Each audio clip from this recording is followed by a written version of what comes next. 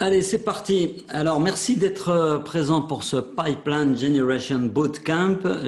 J'ai piqué ce nom à mon ami Dan Tailleur de chez HubSpot et j'ai piqué pas mal des petits conseils que je vais vous partager aujourd'hui que j'ai trouvé vraiment intéressants et c'est des choses qu'on a mis en place. Donc, on va parler aujourd'hui de faire le plein d'opportunités qualifiées, c'est-à-dire de voir comment on peut remplir son pipeline parce qu'on sait tous que le plus important, c'est le début de l'entonnoir. En général, la plupart des commerciaux sont pas trop mauvais ou sont même très bons quand il s'agit de transformer des prospects qu'on a qualifiés, avec lesquels on a déjà un peu avancé.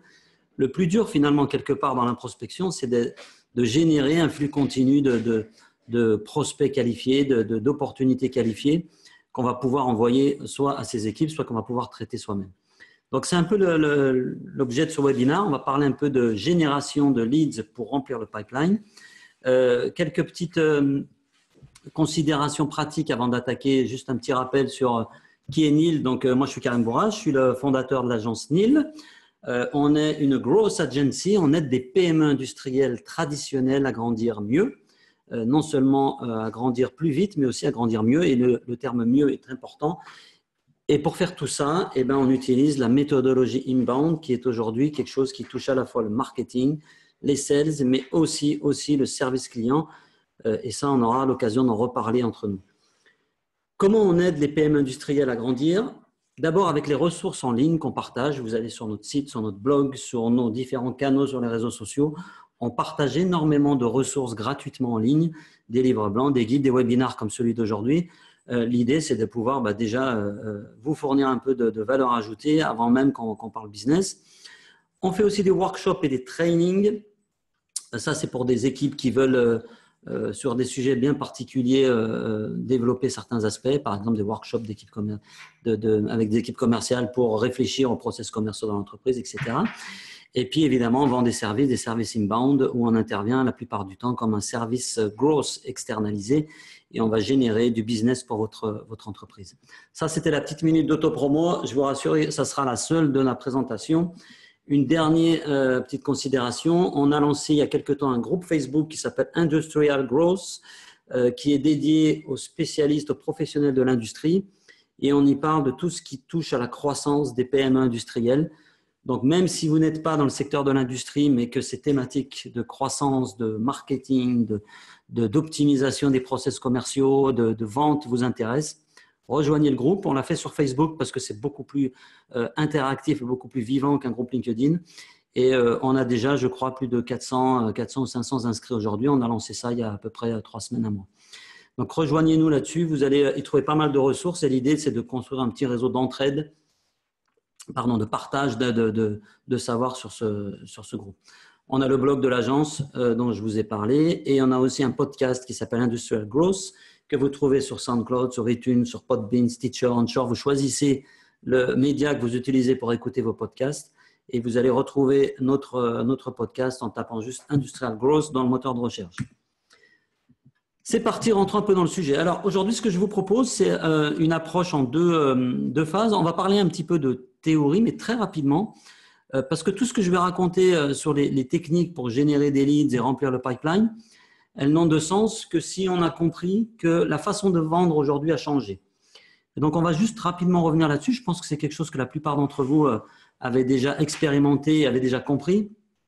Il y a beaucoup de choses qui ont changé depuis quelques années par rapport au parcours d'achat de nos clients dans l'industrie. Et en fait, ce qu'on constate, c'est qu'il y a pas mal de boîtes qui utilisent encore des méthodes traditionnelles de prospection.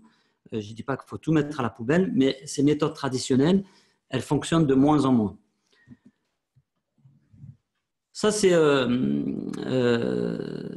une image, un film, j'ai oublié le nom de ce film, mais le slogan dans ce film, c'était « Always be closing ». On y voit ce merveilleux acteur expliquer que la façon de vendre, c'est de toujours chercher à closer les affaires.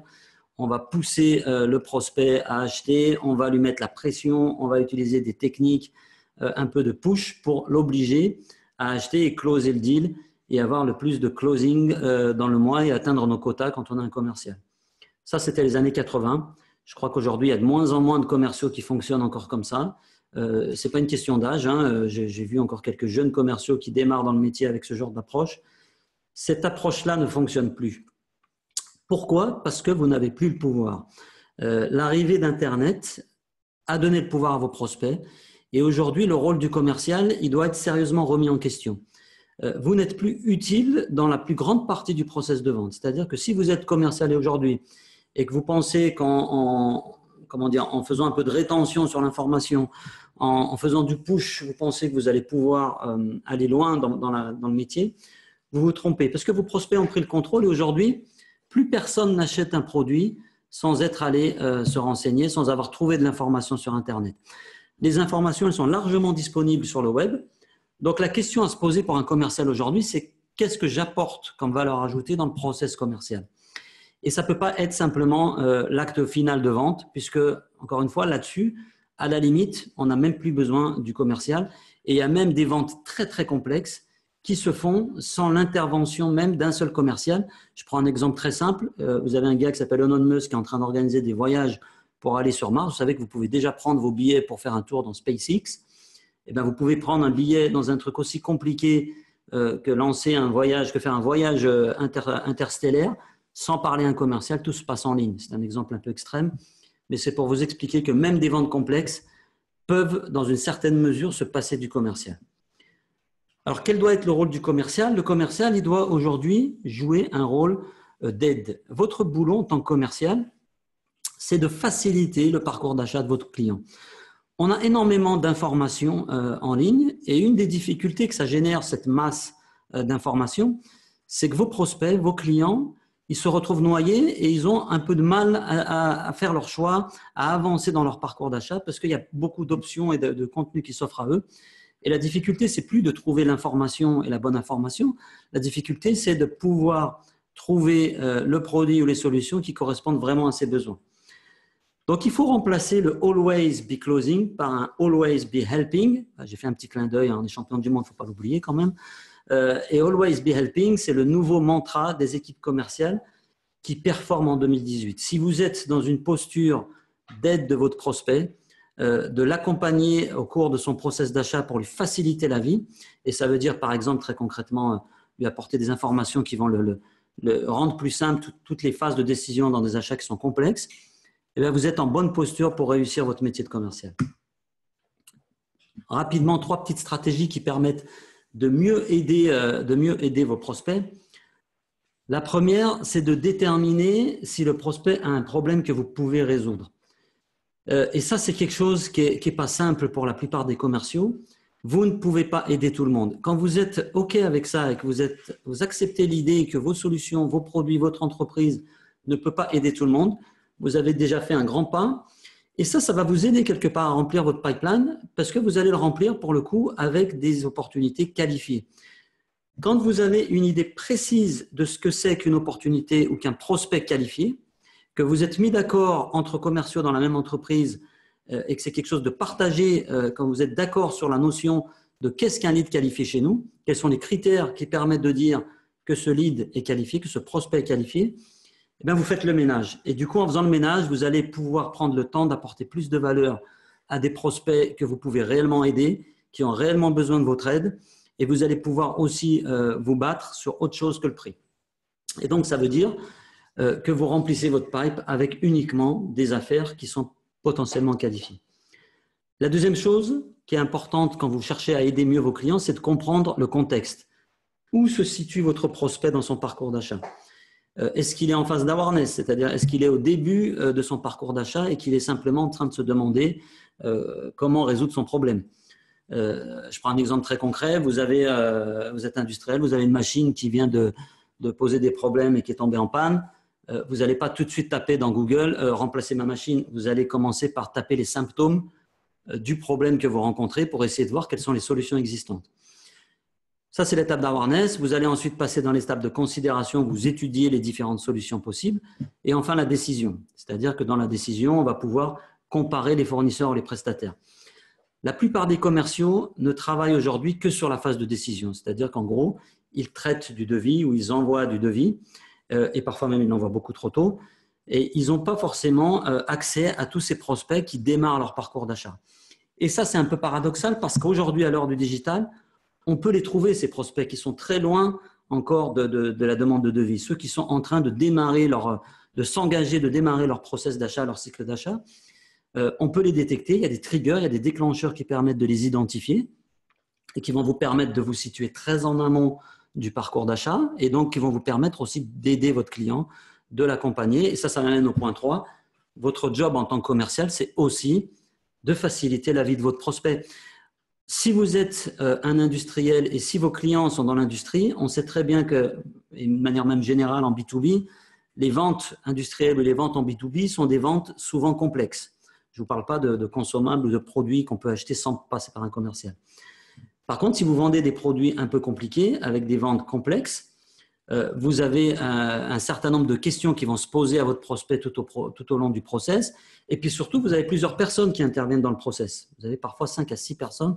Je crois que la moyenne, selon une étude de Harvard, c'était 6 ou 7 personnes qui interviennent dans les décisions d'achat en B2B. Ça veut dire que votre prospect, celui avec qui vous parlez, il a certainement besoin de convaincre beaucoup de monde dans son entreprise. Et votre boulot de commercial, c'est de lui fournir toute l'aide dont il a besoin pour être sûr qu'il pourra convaincre ses collègues, convaincre sa hiérarchie, amener la bonne information au bon moment tout au long du process. Donc voilà 3 petites stratégies qui vous permettent de changer un peu de posture, de ne pas être dans le « always be closing », mais de passer sur le « always be helping » et de chercher vraiment à aider vos prospects. Ce que j'ai envie de dire, c'est qu'il faut se visualiser peut-être le rôle du commercial comme le rôle d'un prescripteur. Quand vous allez chez le Toubib, avant de vous faire une ordonnance, en tout cas un bon docteur, avant de vous faire une ordonnance, il prend le temps de comprendre votre problème, de vous donner peut-être même un certain nombre de conseils qui parfois ne vous plaisent pas. Il va peut-être vous dire de manger mieux, de faire du sport, d'arrêter de fumer, pour votre bien. Et c'est un peu le boulot du commercial aujourd'hui de se comporter un peu comme ce médecin qui va accompagner son patient, qui va accompagner son prospect tout au long de son parcours d'achat jusqu'à la résolution de son problème.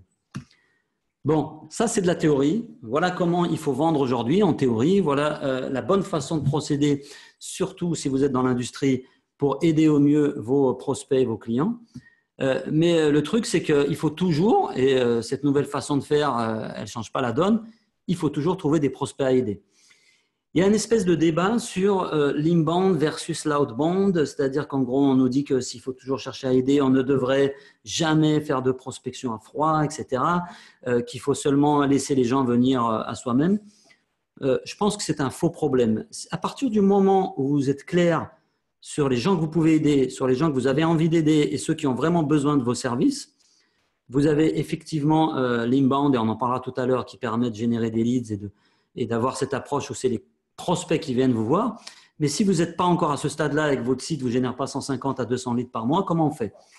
Donc la prospection fonctionne toujours et elle n'est pas antinomique avec tout ce que je viens de raconter avant.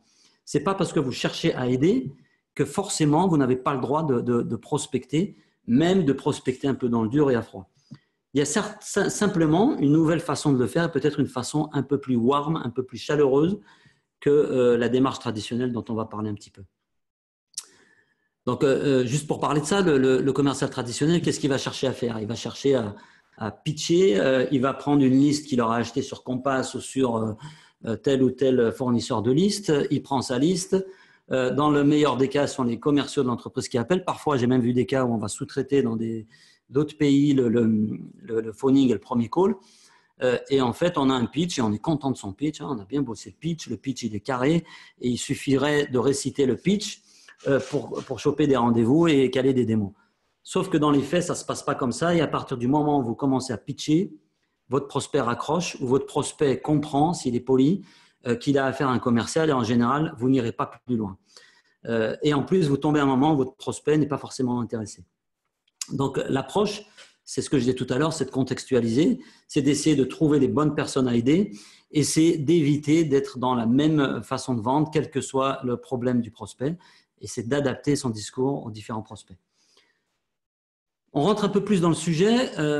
Quelles sont les techniques ou les tactiques aujourd'hui qui permettent justement de générer ou en tout cas de se créer une liste de prospects qu'on va pouvoir ensuite démarcher? Je vais partager avec vous 7 tactiques, alors qui ne sont pas nouvelles, je n'ai rien inventé, ce n'est pas un truc mis au point dans notre labo interne chez NIL, on n'a pas de labo dans la cave ou dans le sous-sol. Non, on a des tactiques qui sont des tactiques vieilles comme le monde. Je pense que tout bon commercial, à un moment donné ou un autre, a dû utiliser l'une ou l'autre de ces tactiques, sont des tactiques qui sont assez simples à mettre en place, mais que parfois on oublie. Et surtout, ce sont des tactiques qui marchent vraiment et qui vous permettent très rapidement d'avoir en permanence une liste de 40 à 60 prospects. Moi, c'est un peu ce que je me fixe quand je prospecte. J'essaye toutes les semaines d'avoir ma liste de 40 à 60 prospects que je vais appeler dans la semaine, avec qui je vais tenter d'entrer en contact. Première tactique, oulala, le scoop, la famille et les amis. Alors là, oui, vous avez bien lu. La dernière fois que j'ai présenté ça à une équipe commerciale en B2B, j'ai senti comme un petit étonnement. C'est pas parce qu'on est en B2B qu'il n'y a aucun lien avec l'entourage que vous pouvez avoir dans votre vie quotidienne. Dans votre famille, dans vos amis, et vous le faites certainement déjà, il y a des gens qui peuvent vous mettre en contact avec des leads intéressants. Le seul truc, c'est qu'on ne pense jamais à leur demander. Et faites le test, prochaine réunion de famille ou à l'occasion, vous prenez le téléphone pour appeler un copain et demandez-lui, tiens, tu n'as pas quelqu'un, voilà ce qu'on fait, tu n'as pas quelqu'un qui pourrait avoir besoin de notre aide, qu'on pourrait aider dans son boulot quotidien par rapport à des problèmes qu'il rencontre et qu'on sait résoudre. Je vous garantis que vous allez en sortir quelques-uns de prospects. Je me rappelle d'une petite anecdote où j'ai formé il y a quelque temps une équipe commerciale. Une de commerciales qui était un peu sceptique a fait le test et je crois qu'elle a demandé à son club de sport, dans son club de sport ou à son coach sportif, un truc comme ça. Et son coach sportif lui a filé un prospect avec qui elle a conclu un deal alors que les deux secteurs n'ont rien à voir et qu'on est vraiment dans un autre monde. Donc, vous avez une mine d'or ici cachée et il suffit de penser à les interroger. Et ce que vous pouvez faire quand vous organisez vos semaines en tant que commercial, c'est avoir un petit bout de votre liste de prospects, je ne sais pas, moi sur 40, vous en prenez 5 ou 6 qui devraient être fournis par votre entourage proche. Et en fait, vous devriez même obliger votre entourage à vous fournir ces leads. Si j'exagère un peu, ils devraient avoir leur propre quota. La deuxième tactique que vous pouvez utiliser pour générer des prospects, et là encore, c'est quelque chose qu'on ne fait jamais. Ça a l'air, encore une fois, évident. Quand vous lisez comme ça, référence par vos clients, oui, évidemment, nos clients peuvent nous envoyer d'autres clients. Sauf qu'on laisse faire le hasard et on espère que nos clients vont parler à leur entourage, à leurs confrères, à leurs partenaires, à leurs sous-traitants, à leurs fournisseurs, vont parler de nos services. Sauf que dans la réalité, ce n'est pas le cas. Si vous industrialisez pas les choses, si vous mettez pas les choses dans des process, vos clients ne vont pas tout le temps penser spontanément à vous recommander auprès de certains de vos confrères et vous laissez là le hasard faire. Alors, ça arrivera certainement quelquefois qu'un de vos clients vous envoie un contact, mais très souvent, ils ne le feront pas. Et une chose que vous pouvez faire, c'est le faire de manière proactive. Voilà, je vous ai mis ici, vous aurez les slides après le webinaire, vous aurez le discours complet. Voilà un exemple de petit coup de fil que vous pouvez passer. Bon, d'abord, vérifiez que le client, ça se passe bien. C'est-à-dire que si votre client n'est pas content, c'est peut-être pas le moment de lui demander une recommandation. Donc, avant d'appeler un client, assurez-vous que tout se passe bien, que vous tenez vos promesses, qu'il est content du service. Et puis, ce que vous pouvez faire avant d'appeler un client, c'est de prouver ou de trouver 3 exemples de choses qui se sont bien passées dans l'année, au cours desquelles vous avez répondu à ses attentes, voire que vous avez dépassé ses attentes. Et vous allez prendre le téléphone et vous allez lui rappeler ces trucs-là. Ah, ok, je suis super content d'avoir travaillé avec vous. Bonjour Sylvie, c'est Karim. Comment ça va? Bon, ça fait 6 mois, 1 an qu'on travaille ensemble. Je suis très content qu'on ait pu vous dépatouiller de ce problème de livraison il y a quelques semaines. Est-ce que vous êtes satisfaite? Il y a quelque chose qu'on peut encore faire de mieux? Vous la laissez parler, vous laissez Sylvie échanger avec vous. Et puis, vous lui dites clairement derrière, écoutez Sylvie, voilà, on est aujourd'hui le 25 juillet, j'ai vraiment besoin de rentrer un peu de nouveaux clients parce qu'on a un peu de capacité là sur le mois d'août et j'aimerais bien signer 2-3 nouveaux clients sur le mois d'août. Est-ce que je peux vous demander si vous connaissez quelqu'un qui aurait intérêt à utiliser nos services ou qui aurait besoin de notre aide? Alors, évidemment, vous ne lui demandez pas les coordonnées de ses concurrents parce qu'en général, votre client ne sera pas chaud pour vous les donner. Par contre, il peut, dans son milieu, son entourage proche, vous donner des coordonnées de gens intéressants. Et quand Sylvie vous donne la coordonnée, ok Sylvie, merci, pensez-vous que vous pourriez nous mettre en relation par email? Et pensez à le demander, n'hésitez pas à oser le demander et vous verrez que si la relation avec votre client se passe bien, la plupart de vos clients seront très, très, très heureux de le faire parce qu'ils vont aussi avoir l'impression de rendre service à un de leurs contacts. Encore une fois, à condition que tout se passe bien avec eux. Ça, c'est une source très, très intéressante de prospects. On pourra reparler aussi des études de cas, etc. Là, mais sans parler d'études de cas, passez un petit coup de fil régulièrement à un client et lui demander de vous fournir quelques noms et de vous mettre en relation par email, c'est la meilleure chose que vous pourriez faire parce que vous allez contacter la personne sur une recommandation de quelqu'un d'autre. Et on sait tous ici dans cette salle que la recommandation, c'est la meilleure façon de vendre aujourd'hui. Troisième astuce, troisième pilier qui vous permet de remplir votre pipe. Et encore une fois, c'est évident. Quand vous le voyez à l'écran, je suis sûr que vous vous dites, ben oui, évidemment, les opportunités perdues. Sauf que je suis sûr que peu d'entre nous le font. En tout cas, moi, je ne le faisais pas pendant longtemps et je me suis mis à le faire il y a quelques mois. Prenez toutes les opportunités, les affaires, les prospects avec qui vous avez discuté, mais pour une raison ou une autre, ces prospects qualifiés l'année dernière vous n'êtes pas allé jusqu'au bout. Peut-être que c'était une histoire de prix, peut-être de délai, peut-être que vous n'étiez pas à ce moment-là dans de bonnes dispositions pour répondre, peut-être qu'un concurrent a fait mieux, etc. Il y a certainement plein de bonnes raisons, mais je vous parle vraiment des opportunités qui étaient intéressantes et que vous n'avez pas eues. Attendez une petite année et rappelez-les ces gens-là, parce que s'ils ont eu besoin à un moment donné de vos services, un an après, c'est le bon moment de leur demander comment ça s'est passé, etc. Je reprends contact. L'année dernière, on avait échangé, vous étiez dans telle situation, on avait discuté, vous avez telle proposition. Est-ce que les choses ont évolué là-dessus? Reprenez vos opportunités de l'an passé, faites-vous un quota, une liste à appeler chaque semaine de ces opportunités. Je vous garantis là-dedans que vous allez débloquer des situations. Parfois, vos prospects, à un moment donné, ne sont pas prêts à bosser avec vous, mais les choses peuvent changer, les gens peuvent évoluer dans une entreprise. Peut-être votre interlocuteur est parti et qu'il y a un interlocuteur plus ouvert à la discussion. C'est vraiment une mine d'or et surtout, vous avez déjà fait une grosse partie du boulot et vous allez du coup avoir un avantage concurrentiel quand vous allez discuter avec eux parce que vous avez déjà récolté beaucoup d'informations depuis un an. Quatrième point, le networking et les événements. Là encore, ce n'est pas une surprise. Peu de gens le font de manière efficace. On fait tous du networking. Moi, j'en ai fait pendant des années sans que ça m'apporte le moindre business. Là, il s'agit de vraiment cibler les événements ou les réseaux auxquels vous participez. Essayez d'y aller aussi peut-être en apportant un peu de valeur ajoutée, en proposant par exemple des services à votre réseau, en faisant des présentations sur des sujets qui peuvent intéresser les membres de votre réseau. Moi, c'est quelque chose que je pratique beaucoup avec des réseaux d'entrepreneurs. Par exemple, je vais proposer des présentations gratuites où je partage de l'info un peu comme je suis en train de le faire avec vous maintenant. Et on va utiliser ces moments-là pour créer des liens et pour récupérer des contacts. Le cinquième élément, évidemment, les réseaux sociaux. On parle beaucoup de social selling. Moi, je ne suis pas un théoricien du social selling. Il y a des gens qui en parlent beaucoup, mais comme on dit souvent, c'est ceux qui en parlent le plus qui en font le moins. Je serais curieux de voir un petit peu ce que ça génère vraiment en termes de business derrière. Je ne suis pas sûr d'ailleurs qu'on vende sur les réseaux sociaux. Par contre, on peut prospecter et on peut trouver de très, très bons contacts et on peut entrer en contact avec des prospects sur les réseaux sociaux. Essentiellement B2B, LinkedIn, Twitter et Facebook. Oui, Facebook. Facebook est très utilisé par beaucoup de monde, surtout si vous êtes dans le milieu industriel et que vos prospects, on va dire, ont un peu plus de 30 ans. Je ne vais pas faire de caricature, mais on est tous sur les réseaux sociaux et on est une grande majorité dans ce pays à utiliser de près ou de loin Facebook. Et Facebook est un bon moyen, notamment par exemple à travers un groupe que vous pouvez créer, de détecter des opportunités, d'entrer en contact avec des gens. Je reviendrai un petit peu sur la façon de le faire sur les réseaux sociaux dans quelques minutes. Évidemment, les salons professionnels dans l'industrie, c'est quelque chose qui est vraiment très, très, très présent. On a beaucoup de salons spécialisés qui existent. Vous n'avez pas forcément besoin d'exposer là. Je ne vous parle pas d'aller payer 80 000 € pour avoir un stand et présenter vos solutions sur un salon. Là, on parle vraiment de marcher dans les allées d'un salon, de discuter avec des exposants, de prendre des contacts, de s'informer, de savoir un petit peu comment évolue l'entreprise de votre prospect et puis de rentrer à la maison et de créer sa liste de prospects qualifiés.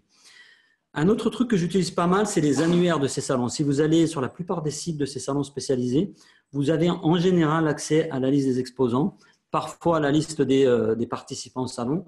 Et c'est des bons moyens de trouver des contacts intéressants et de construire ces fameuses listes de prospects qu'on va appeler. Et enfin, un dernier point qui peut être intéressant, les syndicats. Dans les métiers de l'industrie, il y a beaucoup de syndicats spécialisés, le syndicat de la mécanique, de la mécatronique, de la plasturgie, etc. Ces gens-là, la plupart du temps sur leur site, ont une liste de leurs adhérents. Il ne s'agit pas après d'aller importuner les adhérents, on en parlera dans quelques instants. Mais par contre, vous pouvez déjà vous faire une liste de contacts préqualifiés qui correspondent à des gens qui pourraient avoir besoin de vos services, notamment des verticales. On parlait de la plasturgie ou de la mécatronique, par exemple. Pour ces méthodes-là, toutes celles qu'on vient de voir, la bonne manière de procéder, c'est d'être à l'affût de ce qu'on appelle des triggers, des éléments déclencheurs qui vous indiquent que votre prospect, que la personne ou que l'entreprise, ben, elle va démarrer quelque chose, elle est en recherche, elle a un nouveau besoin qui va se créer. Et ces éléments, ils sont assez simples. Ça peut être, par exemple, je vous en ai cité quelques-uns, un changement de poste, de nouveaux dirigeants. Très souvent, quand il y a un nouveau directeur commercial, quand il y a un nouveau directeur de production, quand il y a un nouveau dirigeant dans une entreprise ou une nouvelle organisation ou une boîte qui a racheté une autre boîte, très souvent, il y a des choses qui évoluent à ce moment-là et on sait très bien qu'il va y avoir de nouveaux besoins. Et donc, dans ces moments-là, c'est le bon moment pour entrer en contact avec ces gens et de prendre ça comme prétexte. Vous allez sur les réseaux sociaux, vous identifiez sur LinkedIn, parce que vous avez sur LinkedIn les alertes que telle personne a changé de poste récemment, et bien vous faites un petit mail pour la féliciter. Il ne s'agit pas de lui vendre quoi que ce soit, mais ça peut être un petit mail de félicitations avec un échange autour de ces nouvelles fonctions. Ça peut être l'entrée sur un nouveau marché. Une entreprise qui annonce par voie de presse ou sur LinkedIn ou sur un réseau social, par exemple via Twitter, une entreprise qui annonce qu'elle se lance sur le marché américain ou qu'elle a acheté une entreprise en Allemagne pour développer le marché allemand, etc. Ça, c'est des moments clés dans la vie d'une entreprise. Des analyses, des rapports, vous savez, il y a des cabinets qui font des classements, des top 500, des meilleures entreprises de tel ou tel secteur, des comparatifs, etc. Ça, c'est des indicateurs, des rapports qui vous donnent des indications sur des entreprises qui sont en croissance et qui peuvent avoir besoin de vos services. Les levées de fonds, évidemment. Quand une entreprise lève de l'argent, c'est pour investir et c'est le bon moment d'être présent. Les changements réglementaires, ça, vous en savez certainement quelque chose si vous êtes dans l'industrie. Quand il y a un changement réglementaire, en général, il y a un certain nombre d'investissements qui vont être obligatoires derrière. Et être à l'affût de ces changements-là et les gérer un peu en amont, c'est le bon moment. Et puis après, tout ce qui tourne, par exemple, autour de l'évolution des ressources, le changement des prix des matières premières ou l'interdiction de telle ou telle matière première, si vous êtes dans la chimie, qui fait qu'on va devoir remplacer tel produit par un autre, ou le manque de disponibilité de telle substance, etc. Je prends un exemple, si je vendais de la margarine, je me serais fait un plaisir de contacter tous les fabricants dans l'agroalimentaire qui utilisaient beaucoup de beurre pour leur proposer de la matière première quand le prix du beurre a flambé. Je dis n'importe quoi, mais l'esprit est là.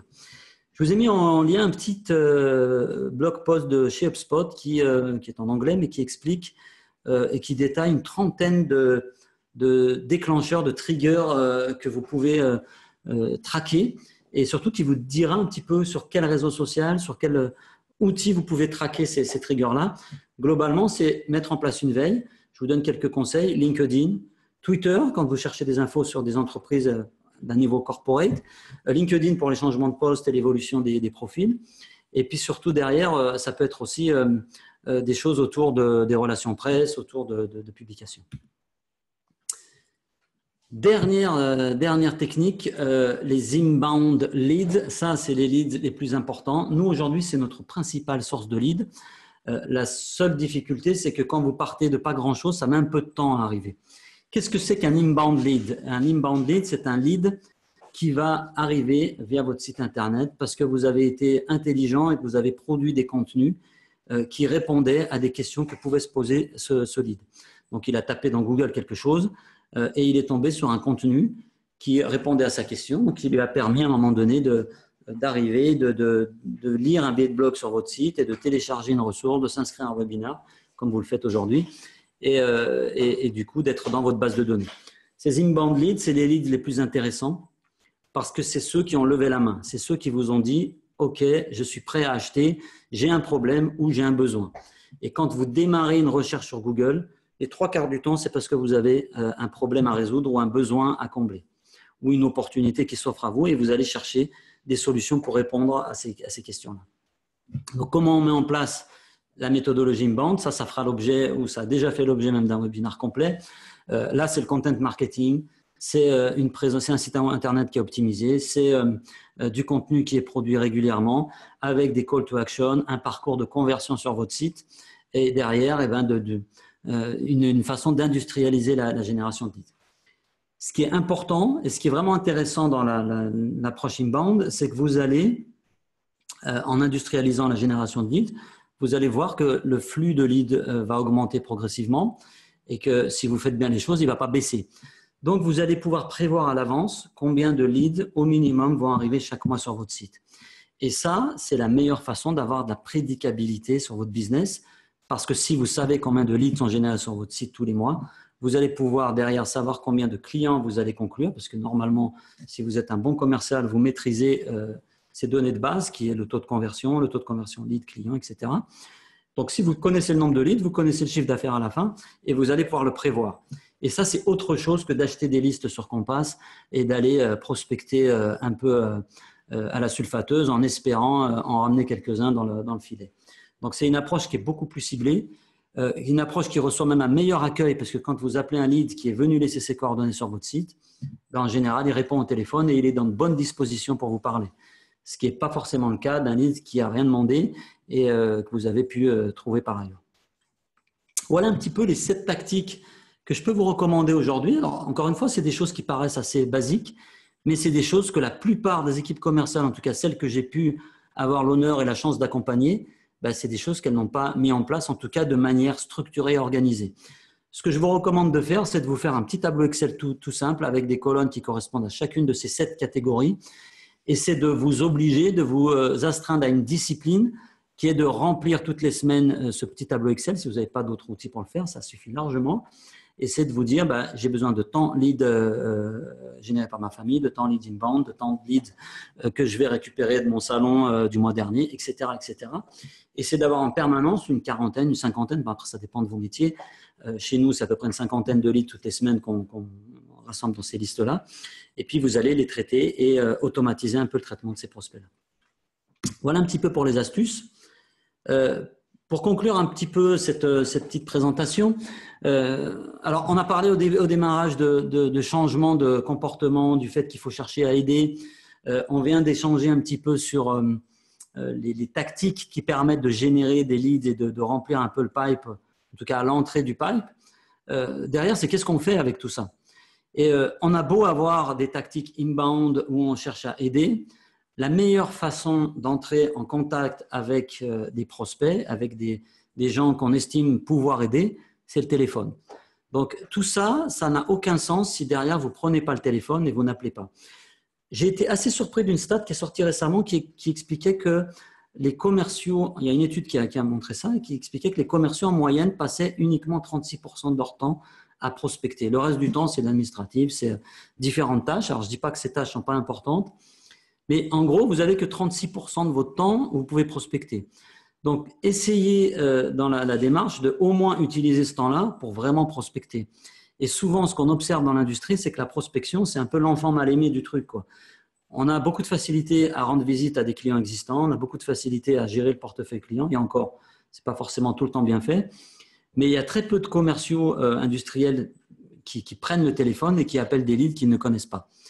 Si vous le faites d'une manière warm, c'est-à-dire en n'essayant pas de pitcher, en n'essayant pas de leur vendre quelque chose au premier contact, si vous le faites d'une façon humaine, je vous garantis qu'il n'y a pas de raison que les gens vous raccrochent au nez. Je ne dis pas qu'à chaque coup de fil, vous aurez une affaire, mais vous allez pouvoir avoir des bons taux de conversion si vous avez ciblé des gens que vous pouvez réellement aider et si vous avez pris le temps de les contacter. Si vous ne faites rien et si vous n'industrialisez pas le téléphone, comme on industrialise la recherche de leads en amont, ben, il ne se passera pas grand-chose dans le pipe. Donc, prendre le téléphone, pick up the phone, c'est vraiment un des éléments les plus importants et je crois que c'est quelque chose qui est difficile aussi pour les gens dans l'industrie parce qu'on a des gens très souvent qui sont très techniques, qui ne sont parfois pas des commerciaux de métier et c'est facile pour personne de prendre le téléphone. Mais encore une fois, si vous le faites dans l'esprit de vouloir aider les gens, ça fonctionne et vous allez pouvoir de cette manière être très différent du commercial qui commence à pitcher dès qu'il décroche le téléphone et auquel la plupart du temps on raccroche au nez. Voilà mes amis, j'espère que ces quelques tactiques vous permettront peut-être de réfléchir un peu à vos pratiques et de les actionner assez facilement. J'espère en tout cas vous avoir aidé. Quelques ressources, voilà 4 de mes livres de chevet si vous êtes un peu en recherche de lecture pour cet été pour lire sur la plage. Le premier de Daniel Pink, To Sell is Human, c'est un livre qui explique le comportement de vendeur, finalement, c'est quelque chose que tout le monde fait. C'est au-delà d'une simple profession, tout le monde vend. Le professeur qui fait un cours à ses élèves vend quelque chose. Donc, c'est intéressant parce qu'il explique la posture que peut avoir un commercial et pourquoi le métier de commercial est un métier qui a beaucoup d'avenir, même si on lui prédit régulièrement sa disparition. Le deuxième bouquin qui est un peu plus pratico-pratique, c'est un bouquin qui vous donne des astuces très pratiques avec des modèles, des exemples très concrets pour mettre en place des habitudes ou des routines qui vous permettent de remplir votre pipeline régulièrement. Et quelques-unes des astuces que je vous ai citées aujourd'hui, je crois qu'elles sont présentes dans Revenue Growth Habits. Le troisième bouquin, c'est celui de Brian Signorelli. Brian Signorelli, c'est le responsable du programme Sales Partner chez HubSpot. Et Brian Signorelli, c'est un spécialiste de l'inbound selling. Comment on peut vendre et adapter sa façon de vendre à la façon dont les gens achètent à l'ère d'Internet. C'est un peu le maître mot du bouquin. Des choses assez intéressantes que vous pouvez retrouver aussi sur le site d'HubSpot. Et enfin, une référence des Challenger Sell qui explique qu'en gros, toutes les études montrent que le vendeur qui fonctionne le mieux, ce n'est pas le bon vieux loup solitaire, ce n'est pas le always be closing, c'est le commercial qui arrive à challenger ses clients, un peu comme un médecin vous challenge quand il vous recommande d'arrêter de fumer ou de faire attention à telle ou telle chose. Je vous laisserai consulter un peu ces lectures. C'est des lectures, moi, qui m'ont beaucoup aidé à structurer la façon de vendre alors que je n'étais pas du tout commercial. Toujours dans les ressources, une ressource qui est incontournable et surtout qui est gratuite, c'est la HubSpot Academy. Vous allez dans le menu Training et vous avez énormément de contenu sous forme de vidéos, de cours, de guides, de livres blancs, de certifications qui vous expliquent comment vous pouvez remplir votre pipeline et surtout comment vous pouvez vendre de manière inbound. Je vous recommande vivement de vous inscrire sur ces certifications. C'est entièrement gratuit et ça demande juste un peu de temps et c'est des certifications qui apportent vraiment beaucoup de valeur ajoutée. Et encore une fois, comme je l'ai dit tout à l'heure, rejoignez la conversation, notre blog. Si vous êtes dans l'industrie, vous allez trouver pas mal de conseils sur la vente, sur la gestion des équipes commerciales, etc. Notre podcast et le groupe Facebook pour continuer la conversation, échanger avec nous, mais surtout entre vous sur le groupe et pouvoir aussi se partager des problématiques, se poser entre nous des questions, etc. Et en tout cas, on vous attend sur le groupe sans plus attendre. C'est l'heure des questions. Vous avez un petit panel. Voilà, merci pour Moulay pour m'avoir rappelé le nom du film. Je l'avais oublié. Glengarry Glen Ross, le film. Alors, il y a une question de Laurent sur Facebook qui me demande que faire si le patron n'est pas dans l'inbound mais dans l'achat de listes. Nous avons eu une divergence de culture. Alors ça, c'est un vrai problème. Alors, je ne sais pas quel est votre rôle, Laurent. Si vous avez un rôle de manager ou en tout cas si vous avez la possibilité de faire un test et de mettre en place peut-être à petite échelle la méthodologie inbound, vous n'avez pas besoin de sortir un arsenal d'outils à ce stade-là, mais peut-être mettre un certain nombre de process en place et commencer à avoir cette approche-là. Très souvent, les résultats sont bien meilleurs. Donc, si vous appliquez les préceptes de l'inbound pour démarcher, pour remplir votre pipe et pour contacter les prospects, vous allez voir que le résultat est bien supérieur et largement supérieur au résultat que vous pouvez avoir sur les listes. Moi, je ne dis pas qu'il faut arrêter les listes. Hein. Votre patron, il a peut-être comment dire, des résultats intéressants sur les listes. Ça a toujours fonctionné. Ce qui est sûr, c'est que ça fonctionne de moins en moins. Ensuite, ça dépend du type de liste que vous achetez. Si les listes sont extrêmement qualifiées et qu'il y a une recherche là-dessus, ce n'est pas forcément antinomique. Donc, il ne faut pas forcément rejeter la liste. Ce qui est compliqué, c'est que ça dépend ce qu'est la liste. Ensuite, ça reste quand même le lead inbound qui est le lead le plus facile derrière à démarcher, avec lequel vous allez avoir la meilleure approche. Mais très souvent, quand on démarre en inbound, ça met 6 à 8 mois avant d'avoir des premiers leads.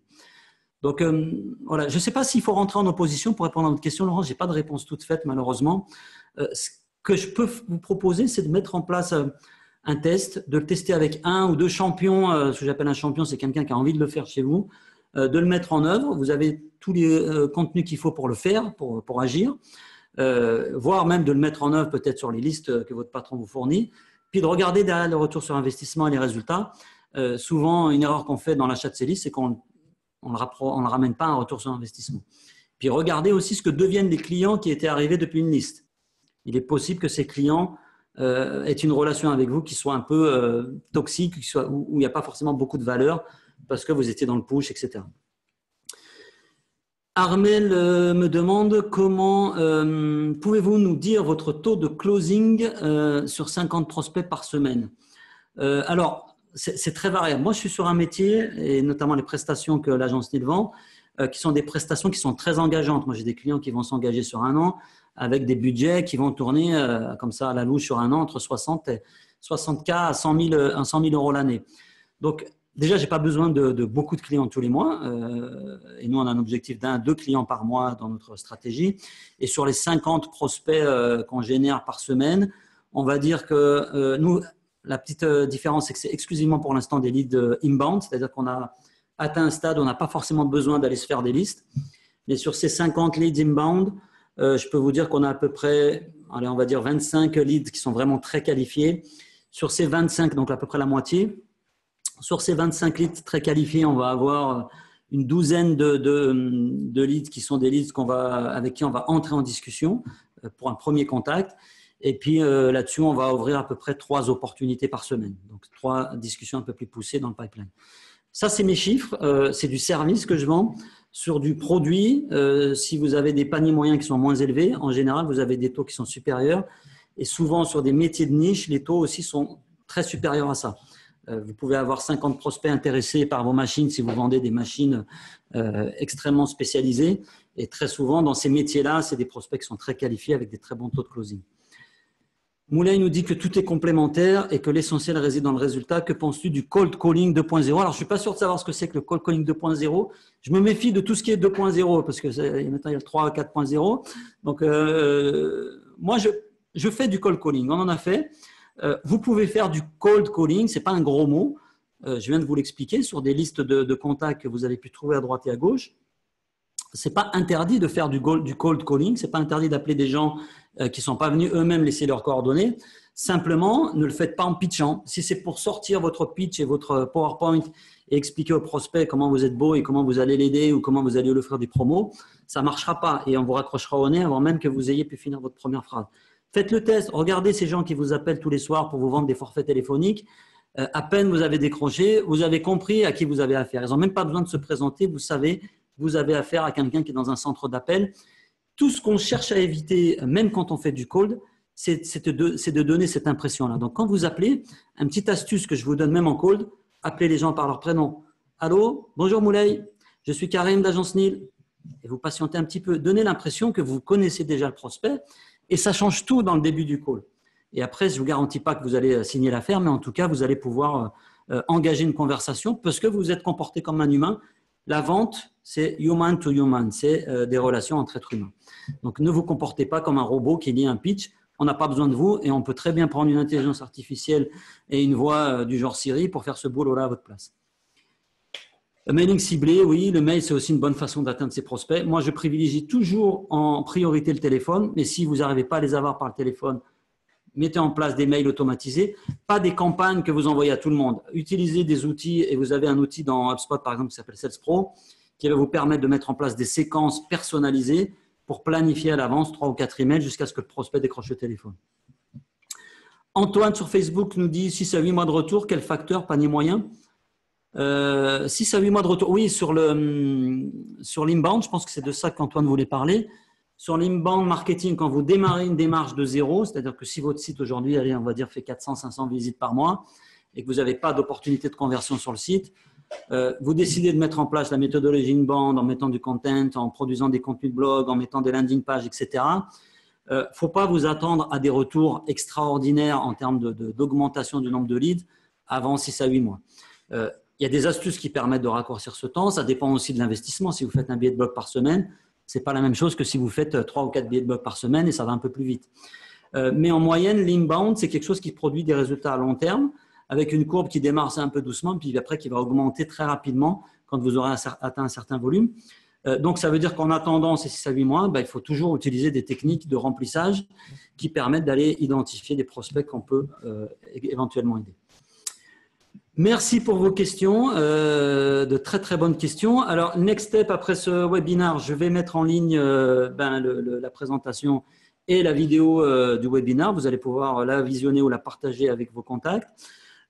Si vous êtes intéressé pour avancer, là c'est ma dernière petite minute de pub, n'hésitez pas à nous contacter et on peut avoir un petit assessment avec soit Caroline, ma collègue, soit moi, pour vous dire un peu ce qu'on pense de votre process de vente et de la façon dont vous faites votre business.